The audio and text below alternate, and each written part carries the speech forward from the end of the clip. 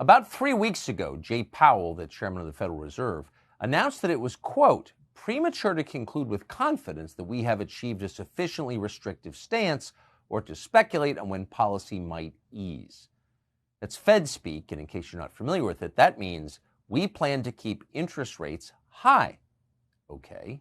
Then last week, 2 weeks later, with no warning at all, Jay Powell seemed to pivot dramatically and say almost the opposite. Actually, he said, cutting interest rates is something that, quote, begins to come into view and is clearly a topic of discussion out in the world and also a discussion for us at our meeting today. In other words, we are lowering rates.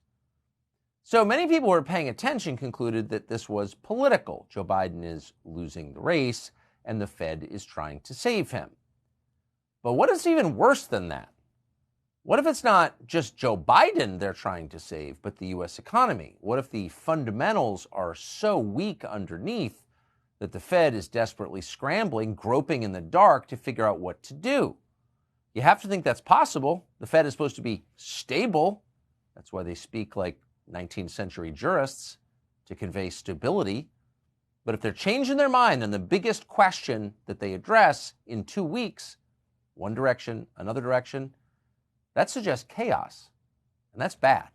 The world has fundamentally changed because of the zero interest rate policy. Yeah. You know, we have all this debt. It was made possible by zero interest rates. And in the past, decade after decade, when you had low unemployment, you had low deficits. And that makes sense. When there's low unemployment, you don't have to pay so much unemployment benefits. You have higher tax receipts because more people are employed.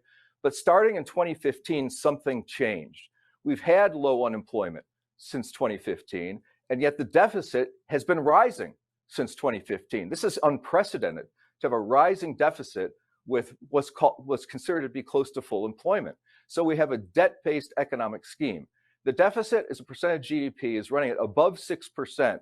People talk about this as a good economy, but if we actually didn't run a budget deficit, if we had a balanced budget, GDP would be negative over the last 12 months. And so this is the fundamental problem. And I think that's factoring somewhat into the Fed's logic, but it's not tenable. We cannot keep going on with this deficit-based scheme. And I think people are starting to understand that.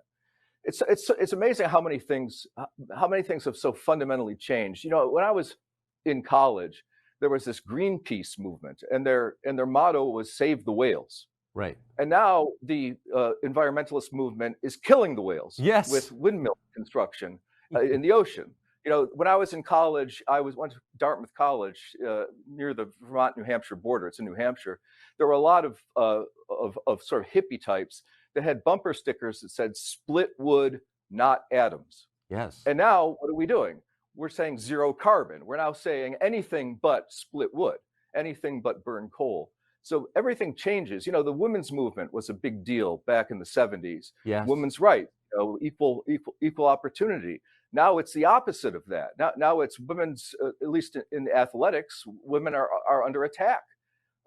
So it's weird how everything changes, but that's the way society and long-term economic cycles work, is that things that were norms in the past become outdated as societal conditions change, attitudes change, the means of production change, and those norms just can't hold up. And we're in one of those radical transformations.